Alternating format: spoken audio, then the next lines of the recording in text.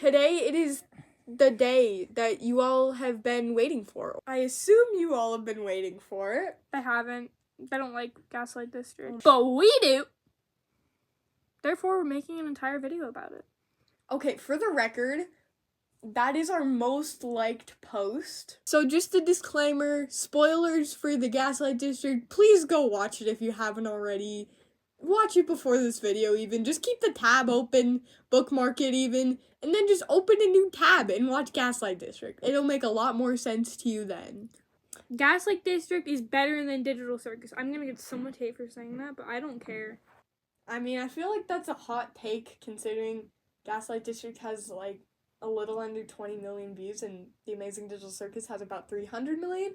However, I kind of agree. I am not gonna be a hater, but Gaslight District just clicked more with me. So, basically, River just said one of her hot takes, and now I'm going to say either a hot take, a theory, or something I liked, and we'll go back and forth like that for a while. So, first of all, I wanted to say, I actually love the intro to the Gaslight District, because in a way, I feel like Christmas narrator. The world as we know it came to an end eons ago. It wasn't the Christmas narrator that I liked, although I thought the narrator was good. It was the intro in the car chase scene that I really liked. I liked that the nameplates are shown. Because it's not just like, I'm serial designation N. Yeah, so in Murder Drones, it just kind of throws you into it, and you're expected to learn the names over time. In Digital Circus, they have the theme song, which introduces all of them, and they say Pomni a million times. But the nameplate makes it seem like it's like a comic book. Like, the way it, like, freezes and shows the nameplate is sick. Oh, I know. That's what I was about to touch on, too, with the animation. Because it's choppy and fluid at the same time. It genuinely makes me feel like I'm in a comic. A 3D comic. It looks so freaking cool. Take a chill pill. The voice acting is amazing. And I'm not biased at all. Because the person who voices Mel is Alana Fitzgerald, who also voices Sin, and I totally do not love Sin. Not like we have a million videos on Sin or anything. Every single character is amazing. For me, I think the plot is absolutely insane. It's kind of hard to follow. If you've watched Murder Drones, it's like the easiest thing to follow in the world. But the first time we watched it, I was very confused, so I did have to watch it twice. And the second time, I actually enjoyed it more, so recommend doing that for you if you have only watched it once. Yeah, if you didn't really like it or didn't really think it was your jam. Because we wanted to show some of our family members, because they like to see all the indie stuff that we're watching too. Mm-hmm. Because, you know, Disney is... No more Disney rants, no more Disney rants. I have one every time that freaking Disneyland advertisement plays.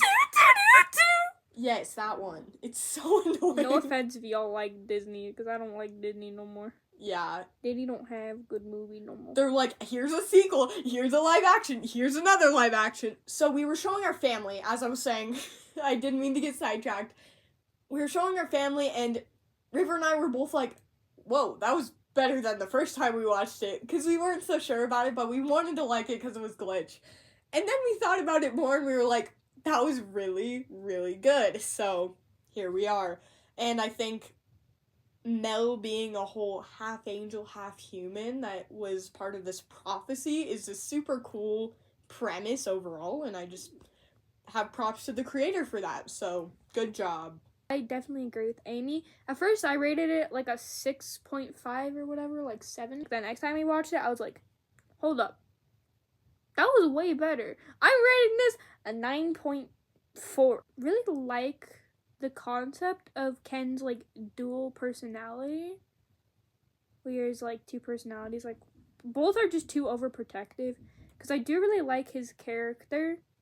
He's a little too protective. He's, like, backwards Con. Ken is just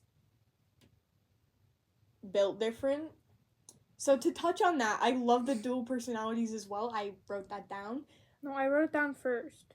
I feel like the dual personalities thing could also have a lot to do with character growth and the plot line, especially considering Mel is really close with her father. I don't know if the dual personalities thing will be more in depth Because the first time I saw it, I was a little confused. I was like, what is going on?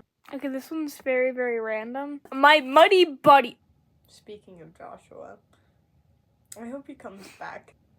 I think it's really weird that Mud and Breadhead don't know that she's gonna die eventually because she's not part of the undead army.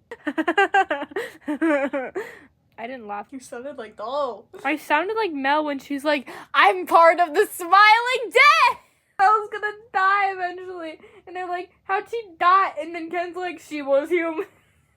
Hypothetically, if Jack saw her nose bleed, wouldn't Breadhead, her brother, see her nose bleed at some point? Especially if you're like River and your nose bleeds a lot. My nose bleeds like 3 times a day. So I don't know where Mud stands in the family, but he seems like either a close family friend or that one Uncle.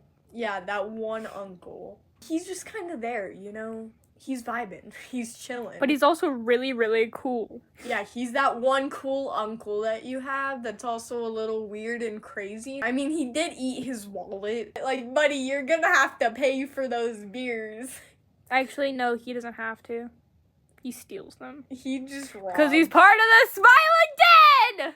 I mean, fair. I don't know whether or not Mel has more or less power because she's part human and part angel. You would think because she's a literal angel, she would have a lot of power. There's also the fact that she's human and the rest of them are literally immortal zombies. So, it's really hard to tell. And also the fact that she's been able to hide it for so long. I think my nose is bleeding. Your nose is not bleeding right now. We just talked about that. It is. Wait, let me see. The fact that it ends on a cliffhanger, so good. It's beautiful, and I would pay $1,000 to watch again. But I don't have to. I can just watch it for free.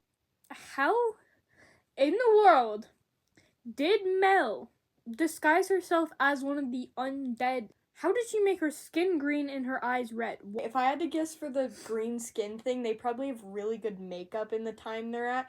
So, I don't know why they would have green makeup considering they hate humans and they wouldn't want one of them to disguise themselves. But maybe Ken's just built different. Maybe Ken specializes in makeup. I was a cosmetologist. That's all I have to say. Really? I saw something else on your list. Plans change!